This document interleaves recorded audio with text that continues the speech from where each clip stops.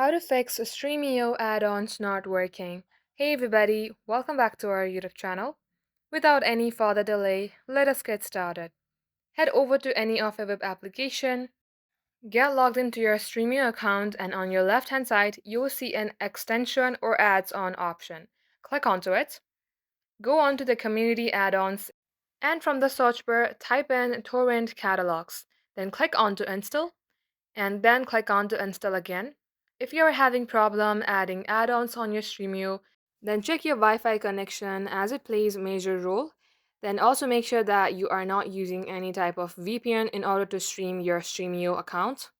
And if that still not fix your problem, then try clearing this application's cache from your settings, and that will surely fix your problem.